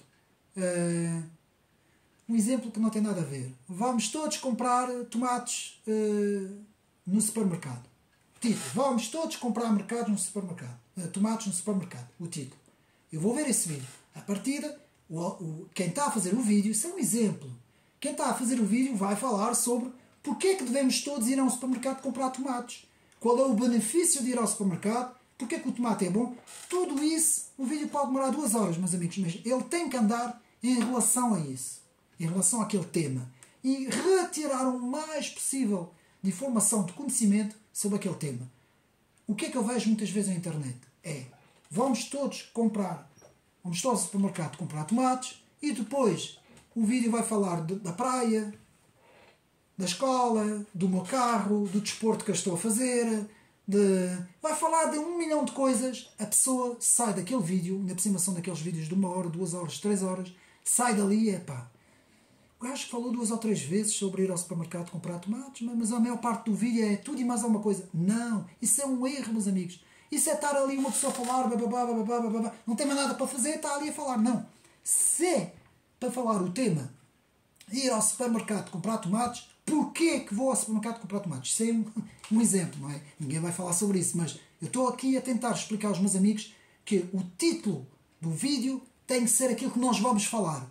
E eu, quando faço isso aqui nos meus vídeos, se eu falar do Certo e Longe, a vida intelectual, eu vou falar disto aqui, não vou falar em mais nada, não vou falar da minha vida, não vou falar de outros livros e de outras coisas, não vou falar o que eu vou fazer no Natal, para onde é que eu vou agora no fim do ano, quando é que eu vou ter férias, não, mas qual é o meu desporto favorito, não. É isto que eu vou falar, meus amigos. É a obra do Padre Certo e Longe. E é isso que Certo e Longe nos diz. Porquê? Porque a nossa memória, uma sucessão de palavras, nomes, ideias e elementos sem relação entre si, é muito difícil de guardar, não se articulam. Quantos professores na escola têm ali um discurso? Há professores que se metem sentados, eu já vi, e aliás eu até já tive professores assim, que se sentavam e começavam blá blá blá blá blá blá blá blá, 2 horas, 1 hora e tal, blá blá blá blá blá blá. Havia pessoas que adormeciam, havia pessoas que estavam assim, havia pessoas que estavam assim, havia pessoas que já... Ninguém já estava ali, blá blá blá blá. Começavam com uma coisa, começava no norte, acabava no Polo Sul, enfim. Meus amigos, é um erro. Eu não trabalho assim. Eu sou muito específico, muito sistemático nas coisas. Devemos ser assim para obter resultados. As notas, aqui, Certo e Longe, como anotar? O caderno de notas, um ficheiro, nas novas tecnologias, o computador, o iPad, todas as formas numéricas, isso sou eu que estou a dizer, porque o Certo e Longe naquele tempo não tinha isso. Então, notas de preparação longínquas, notas de preparação imediata. 2 classificações, página 162 e 163, mas amigos, desculpem, tenho que ver um bocadinho de água. É muita coisa. Então, palavras-chave para classificar as notas. Sempre palavras-chave para classificar palavras-chave para classificar as notas. Meus amigos, eu tenho um livro qualquer. Há aqui 2 ou 3 ideias centrais no livro. Eu vou pegar, por exemplo, eu vou dar aqui uma dica. Vou pegar é o que eu faço nessas coisas aqui. Quem quer fazer isso no computador pode fazer. Eu estou a fazer na parte dos livros físicos. No computador é a mesma coisa. Inserir dados é ainda mais fácil. Mas aqui, o livro, retirar as 2 ou 3 ideias centrais do livro, fazer a marcação e anotar aqui a ideia central na nota. É assim que eu faço. E havia, olha, o próprio professor Olavo Carvalho, agora que eu estou-me a lembrar, dizia que tinha um amigo dele, agora não me recordo o nome, em que ele entrava na biblioteca dele e que era só, o Olavo perguntava, mas porquê que os livros tinham, as notas eram tantas que saíam dos livros todos, aquilo fazia uma confusão, aquilo era só notas em cima dos livros, dentro dos livros, fora dos livros. E o próprio professor dizia, mas como é que é possível isso, não é? Então, e o amigo dele, não é? O que fazia isso, dizia-lhe que era uma forma dele se organizar, sabendo as ideias centrais que ele ia buscar dos livros. E muita gente funciona... Cada um tem a sua forma de funcionar. Eu funciono assim, com essas notas nos livros, que depois ajudam-me a fazer um roteiro para eu poder, então, apresentar, nesse caso, a obra, não é? Mas há outras formas de fazer. Para quem faz uma tese ou outro trabalho qualquer, tem muitas outras formas de fazer. Mas sempre, meus amigos, sempre adotar um método claro, simples, fácil de ler, eficiente e rápido, meus amigos. Porque aqui nós temos uma luta constante contra o tempo. Temos uma luta. Eu, para fazer isto, eu demorei 4, 5 dias a fazer isto. Aqui. São cerca de 20 e tal folhas. Portanto, deixe-me ver. Pronto. São cerca de 23 folhas que eu tirei para fazer a apresentação desse livro. Consegui fazer muito bem. De forma simples, rápida, eficiente, com os apontamentos que as partes mais importantes do livro. Estão a ver? É assim que nós temos que trabalhar. Portanto, caderno de notas ou ficheiros, novas tecnologias, palavras-chave para classificar as notas, como classificar as notas, por exemplo, aquele espírito de colecionador. Aqui, Certo e Longe diz para nós deixarmos esse espírito que é um espírito nefasto, ter apenas as coisas como coleção. Não, as coisas são para nós termos como... Quem quer fazer coleção pode fazer, mas aí é outro objetivo, não é? Mas quem tem uma obra para fazer, tem um objetivo para fazer, tem que ser sistemático, tem que ter as coisas muito bem sistematizadas, muito bem organizadas. A organização é a chave para o trabalho intelectual. Eu vou repetir, a organização é a chave para o trabalho intelectual. Não venham dizer, como eu vejo alguns vídeos, que é um erro, eu não acredito nisso. As pessoas mais inteligentes têm um quarto todo desarrumado, têm a biblioteca toda desarrumada, esses é que são os inteligentes. Mentira! Mentira, nunca foi assim. Grandes espíritos, Descartes não era assim, Kant não era assim, Sócrates não era assim, o próprio Platão não era assim, o próprio Santo Agostinho, Tomás de Aquino, quantos é que eu vou buscar? Chesterton, o próprio José de Mestre, que arrumava 3 ou 4 vezes o quarto dele, que eu conheço toda a biografia dele, por dia. Era completamente louco pela arrumação, pela organização. Isso é mentira, de estarem a dizer que as grandes mentes são desorganizadas. Não. Isso é o que vos vendem na internet, no YouTube, vídeos que vos vendem. É mentira. E o Certo e Longe nos diz perfeitamente isso. Portanto, palavras-chave para classificar as notas. O melhor sistema de classificação deve ser o que se mais adapta a vocês, meus amigos. O que melhor se adapta a mim. O que melhor se adapta a mim pode não ser o que melhor se adapta ao meu amigo que me está a ver, por exemplo. Cada um tem a forma como se sente melhor, como age mais rápido, como se organiza melhor. É assim que nós devemos fazer. Se houver alguém que para ele, eu quero é tudo no chão, tudo espalhado, tudo de qualquer maneira, se ele se sente bem assim, eu não vejo a vantagem disso, mas deve haver algum maluco que pense assim, não é? Então, o método de fichas é um método bastante bom, nos diz Certo e Longe. Há vários métodos, mas o método de fichas, não é? Como método antigo. Atenção que agora com as tecnologias, os computadores, iPads, até os próprios telemóveis, os tablets, tudo isso, hoje em dia existe um numérico. E o numérico permite-nos ter, por exemplo, eu posso andar com toda a biblioteca dentro de um iPad, por exemplo.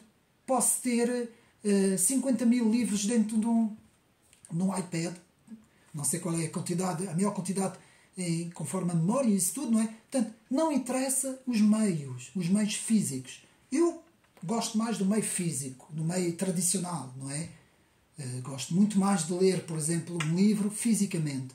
Mas há pessoas que se dão bem com essas novas tecnologias, não é? Os jovens agora são completamente loucos pelas tecnologias, então vamos para as tecnologias. É claro que no seu tempo, Certo e Longe ainda não falava disso.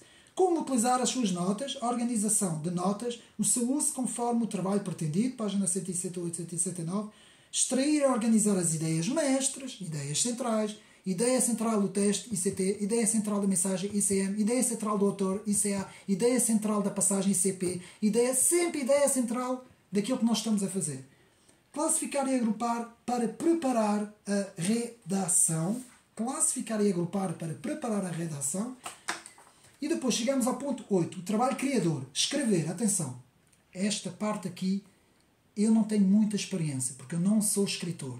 Estou a pensar fazer um trabalho, com calma, mas não é a praia que eu costumo ir, não é o terreno que eu conheço. Portanto, eu não sou a pessoa mais indicada para falar de escrever mesmo. Mas, no que nos diz aqui, Certo e Longe, é o seguinte. Deve-se escrever ao longo de toda a vida intelectual, página 171. Publicar o trabalho, página 171. O estilo de escrita, procurar escrever de forma clara, precisa e esclarecedora, página 177. Estilo completo que atinge a alma, página 77. Meus amigos, apenas uma parte. Nunca enverdei pelo caminho da escrita por 2 motivos. Eu sempre senti que a minha vocação era apresentar as obras e os trabalhos. E como fazer estudos, apresentar estudos. Sempre foi a minha praia. Tanto que escrever, por exemplo, ou até pregar uma mensagem, escrever um livro, fazer um discurso, não são os meus fortes, meus amigos. Se tiver que fazer, faço, não é? Se tiver que fazer, tenho que fazer, mas não é o meu esforço. Não é o meu, digamos assim, a minha praia, digamos assim. Aquilo que eu gosto de fazer é pegar numa lição, pegar num trabalho, pegar num texto, pegar num livro e apresentar. Se for meu, faço também, não é? Mas não é criar, é apresentar. E isto não é a mesma coisa que ser papagaio, que eu ouço aí muita gente dizer, isto é ser papagaio. Não, porque tem que haver também pessoas a fazer isso. Aliás, as editoras deviam ter pessoas a apresentar os livros. Muitas vezes isto é feito em termos de fóruns, não é? Em termos de exposições, de apresentações, em salas específicas, mas muitas vezes são os autores que fazem com os convidados ou com o apresentador e vice-versa. Não. Devia haver pessoas mesmo, por exemplo, os nossos comentadores. Olha, por exemplo, o Presidente da República, não é? Marcelo Rebelo de Sousa, fazia isso muito bem. Nesse aspecto, eu devo de tirar o chapéu, independentemente de quem gosta dele ou não, que acha que ele é um bom Presidente. Então não estamos a falar disso. Em termos de apresentação de livros, eu acho que ele era bom a fazer isso. Eu assistia a muitos dos seus programas. E Marcel era um dos melhores. Havia um programa também entre o Jaime Gama e Jaime Nogueira Pinto, que também eram bons a apresentarem livros. Há pessoas que têm jeito, e deve haver muito mais, eu não tenho muito tempo para ver. Há pessoas que têm o dom de apresentar algo, que pode não ser propriamente deles. Por exemplo, em França, há muita gente que apresenta livros. Aquele programa Les Idées à l'endroit, que é as ideias à direita, nós temos, por exemplo, Alain de Benoit, e temos muitos outros que têm uma excelente dicção, uma excelente comunicação para apresentar as obras dos autores. É isso que reveste-me. Cada um tem, isto foi só uma parte. Portanto, desapegar-te de si mesmo e do mundo também deve ser uma coisa que o autor deve fazer. O estilo e o trabalho criador exigem o desapego. Consagrar-se por inteiro à verdade. Você deve servi-la e não servir-se dela. E isto, muitas vezes, muito para a comunicação social e para os políticos, eu vou repetir. Consagrar-se por inteiro à verdade. Você deve servi-la. Não servir-se dela, meus amigos. Nesse aspecto, eu não vou aqui puxar por ninguém, nem puxar por nenhum partido político, nem puxar por nada. Mas nós temos, no caso do político André Ventura, eu tenho que falar dele, é um dos únicos em Portugal que para mim faz isso. Independentemente de que eu goste ou não do partido, não estamos aqui a falar sobre isso. É uma pessoa que se consagra por inteira à verdade, serve a verdade. Ele não serve-se dela. E por isso é que ela é atacado. E por isso é que ela é perseguido. E por isso é que ninguém gosta dele. Muita gente não gosta dele no sentido dessas forças mediáticas e políticas, não é? Porque não estou a falar a população. A população até gosta, não é? Mas muitas vezes não gostam dele porquê? Porque ele serve a verdade. Ele não se serve da verdade. Há uma diferença entre... Eu estou a falar disso. Também há outras pessoas que fazem isso. Para mim o Donald Trump fazia isso. Para mim o Bolsonaro também fazia isso. Não, cada um tinha a sua maneira de fazer. Uns eram menos bons. Para mim o André Ventura é um dos melhores. Digo-vos já. Não que eu tenha alguma admiração suprema por ele, mas para mim ele é muito bom no que faz. E servir a verdade não é a mesma coisa que servir-se dela. É muito diferente servir a verdade, a causa, do que se servir dela. Agora, se o futuro mostrar outras coisas, não é? O futuro pode nos mostrar, que posso até mostrar que eu estou enganado, mas alguém que defende a verdade deve consagrar-se a ela. Servir a verdade e não servir-se dela. Agora, ser constante, paciente e perseverante. Ao devagar se vai ao longe. Sempre ouviram isso, meus amigos. Ao devagarinho se chega ao longe. Se alcança grandes coisas na paciência, no constante e na perseverança. 3 palavras. Paciência, constância, perseverança, meus amigos. Quem tem essas 3 palavras, quem tem essas 3 virtudes, digamos assim, consegue ir muito longe. A paciência é muito complicada hoje em dia, nos tempos que correm. Ser constante também é difícil. E a perseverança, não desistir, ir até ao fim, são 3 grandes virtudes que o Padre Certo e Longe nos dá. Página 189, 190. Tudo fazer bem e tudo terminar bem. Vou repetir. Tudo fazer bem e tudo terminar bem. Terminar. Deve refletir antes de começar um trabalho. Não se ponham a fazer coisas que não vão conseguir fazer. É um conselho. Reflitam, estudem antes de fazer qualquer coisa. Se é a mesma coisa que entrar no oceano. Não entrem numa praia no oceano se sabem que vão perder o pé. Não. Eu vou fazer uma coisinha aqui que eu sei que posso fazer, eu consigo fazer. Mas se eu for muito para além, não vou conseguir fazer e vou-me afogar. É a mesma coisa, meus amigos. Portanto, a desistência é uma decadência. Página 191, certo e longe. A desistência é uma decadência. Depois, não empreender nada que esteja acima das suas capacidades. Já vimos. No ponto 9. O trabalhador e o homem. Manter o contacto com a vida. O que mais interessa não é o conhecimento, mas o caráter. Certo e longe. Página 197. O que mais interessa não é o conhecimento, mas o caráter. Meus amigos, pode haver um grande professor de literatura, de alta cultura, de filosofia, de conhecimento, de história das ideias, seja do que for. Um grande cientista dentro das ciências exatas, não é? Um cientista da partícula, um cientista astrofísico. grandes mentes da matemática, grandes mentes, se elas forem muito boas naquilo, mas depois de chegar a casa e começar a bater na mulher e for para o café beber e fizer coisas e fumar droga, por exemplo, e fazer coisas que sejam completamente amorais, digamos assim, de que serve isso tudo, meus amigos? Tudo isso é em vão. É em vão. O caráter primeiro e depois determina o acontecimento, meus amigos. E é exatamente isso as palavras do nosso grandioso Deus que nos diz, não é? Portanto, duas espécies de homem. Os que tentam saber alguma coisa, reparem bem, duas espécies de homens. Os que tentam saber alguma coisa e os que querem ser alguém. As palmas vão para estes. Porquê que eu estou a dizer isso? Há os que tentam saber alguma coisa, que é o meu caso, por exemplo. Estou aqui a falar de mim. E há os que querem ser alguém. Tem um diploma. Temos alguém que tem 4, 5, 6, 10 diplomas. Eu só tenho um ou só tenho 2. Não interessa.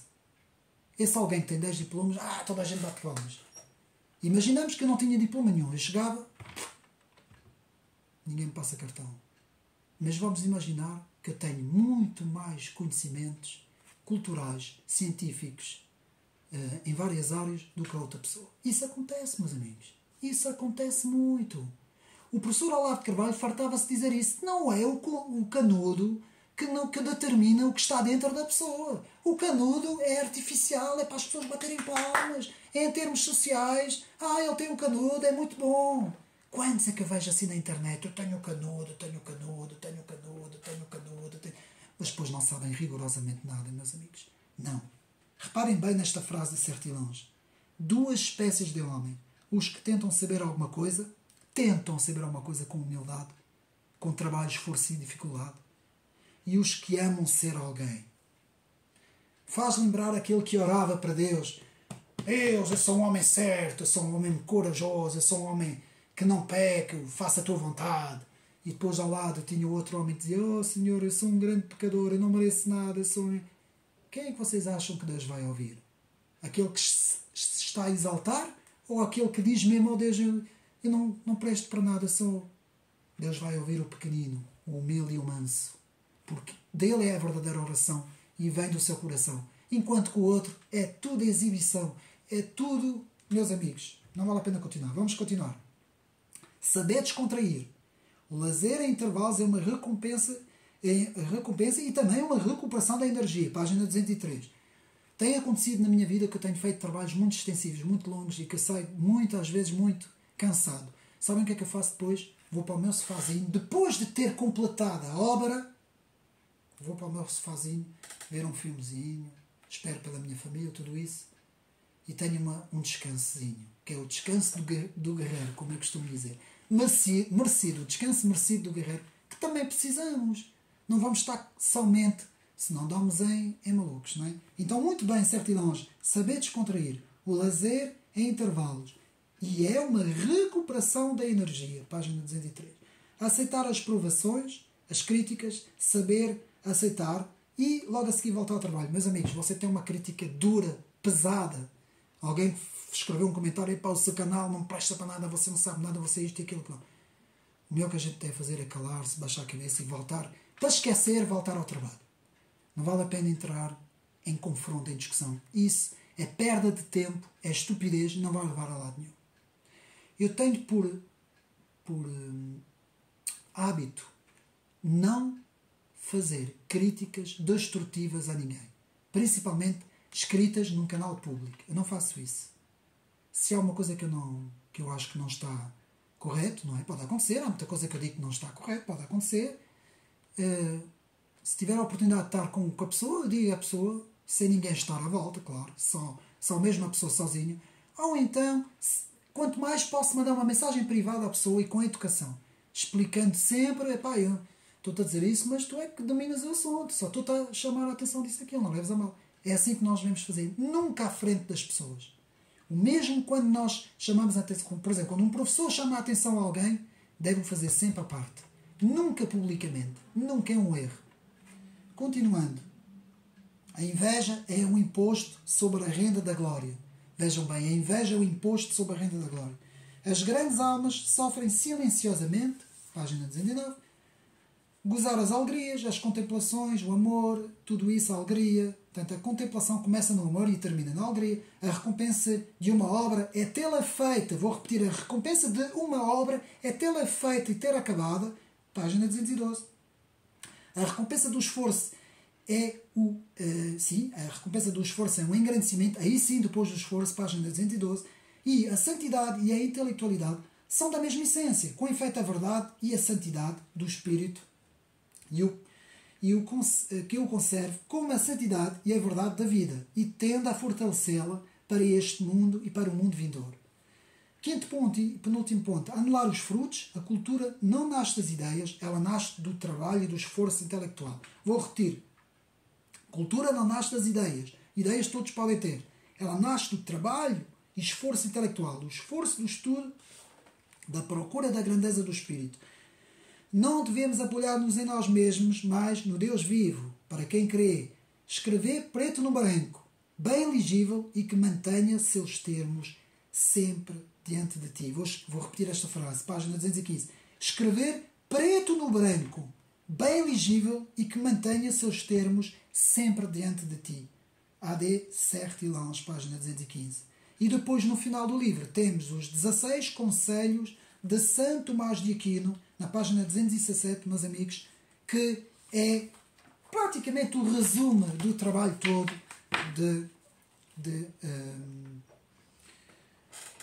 do Padre Sertilhans. As ideias que podemos reter. Consagrar-se por inteiro à verdade e à busca do Espírito. Esta é a frase que eu escolhi para o fim. Para a ideia central de toda esta obra de Sertilhans.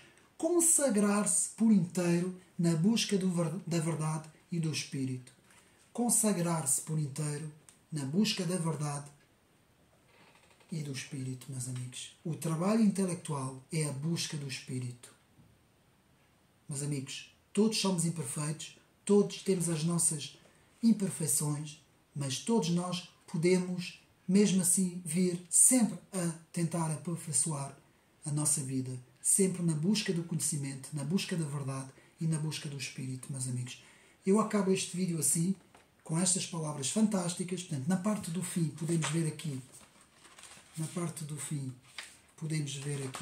como eu disse, portanto, os 16 conselhos de Santo Tomás de Aquino. Eu mostro aqui para os meus amigos verem. E o livro aqui para os meus amigos, quem quiser adquirir o livro. Ele existe, foi publicado no Brasil. Tenho pena que ele não tenha sido publicado aqui em Portugal. Mas pronto, fica mais uma nota. Se houvesse alguma editora que pudesse fazer esse trabalho, não sei como é que isso se processa nesses termos, mas de facto a vida intelectual deste padre Sertilhans, do seu verdadeiro nome, portanto, Antonin Gilbert Sertilhans, que nasce em 1863, morre em 1948, 2 anos depois de ter acabado a Segunda Grande Guerra, e que nos traz aqui um trabalho fantástico, um trabalho de se tirar o chapéu, a vida intelectual, seu espírito, suas condições e seus métodos. Seu espírito, porquê a vida intelectual? Suas condições, o que nós devemos fazer, o que devemos, portanto, abdicar, e quais são os nossos deveres, não direitos, deveres, e seus métodos, a metodologia do trabalho científico, da busca do espírito, do trabalho intelectual. Espero que tenham gostado deste vídeo, meus amigos. Não percam o próximo vídeo muito interessante, sobre, portanto, o estado de vigilância, a via chinesa para uma nova era do controle social, escrito por Josh Shin e Lisa Lin, que nos trazem em primeira mão esta terrível realidade que se vive naquele país. Meus amigos, espero que tenham gostado de mais este vídeo, de mais este trabalho. Não se esqueçam, mantenham a humildade, mantenham a busca da verdade e do Espírito, e mantenham o esforço e a motivação, e nunca desistir. Um abraço e até uma próxima.